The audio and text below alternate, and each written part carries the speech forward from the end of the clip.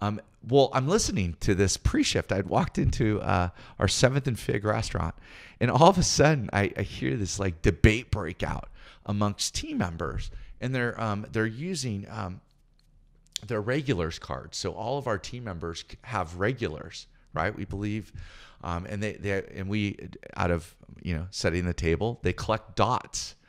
Based on Danny Myers, so they have all these little nuggets of information about each one of their regulars, and they go into this this deep debate about like calling out regulars' names and why they want to be the fan of the day.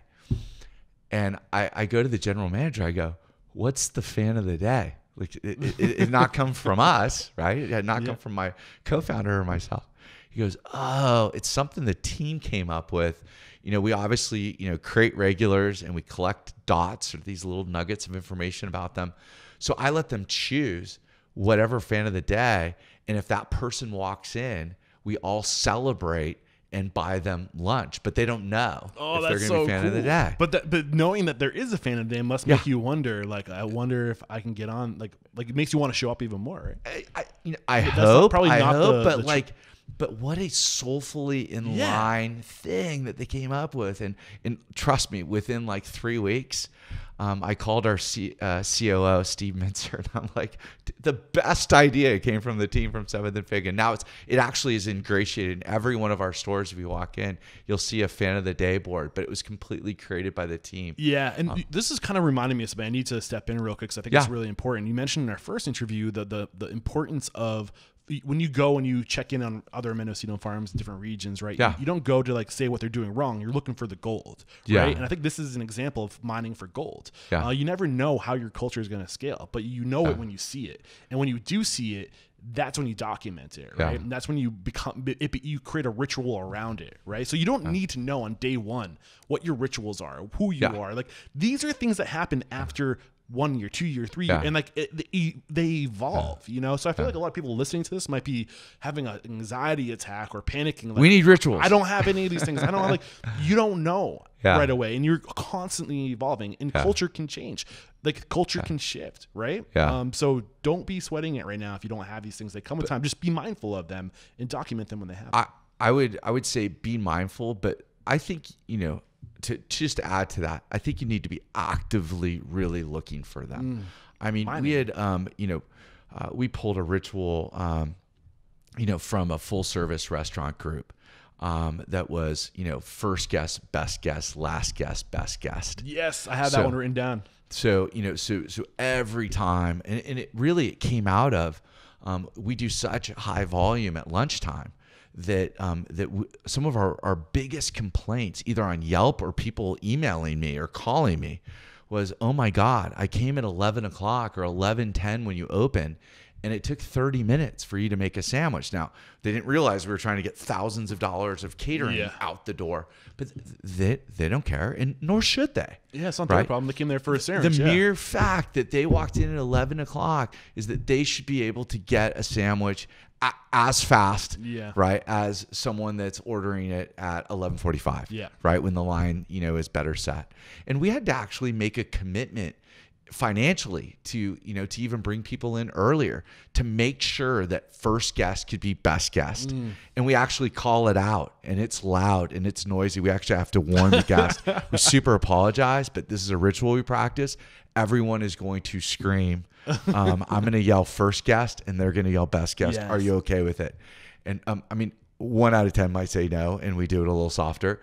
9 out of 10, it can literally wake the dead. And likewise at the end of the day, our stores, have been, successful enough that the team is just beat, from the battle come closing time. But that should not affect the guests walking in at 8:55 when we close at 9, or for that matter, 9:03. Right? Being turned away. Yes. And can we practice that? And so it was a ritual that came out of necessity, that we were inspired by other brands, right? Yes, dude. So I would say actively seek out those rituals, but at the same time, stay open to your team creating them organically. Yeah, and we're kind of circling around the why right now, but I don't know if we've quite exposed why rituals are so important.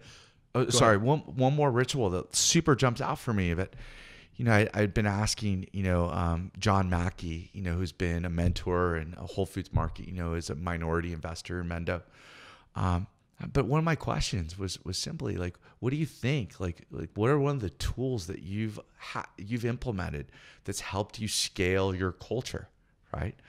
And it was interesting. He, without hesitating, said appreciations. Ooh. And I go, well, what are those? I mean, I know what an appreciation is, but like, what is the process? Explain this, yeah. And he said most meetings, if not all of them, when it's in a group, is to set the tone that we are all engaged and appreciative of the people that are in this room. So while we might disagree or we might have some level of conflict or discourse, that we all are united and appreciate one another. So we start the meeting with going around and people from the last meeting mention to people in the group what they specifically appreciate about them. That's so important to be seen, though. I mean, like, it's powerful. Yeah, I mean, being powerful seen is ritual. like on the third. You look at Maslow's hierarchy of needs.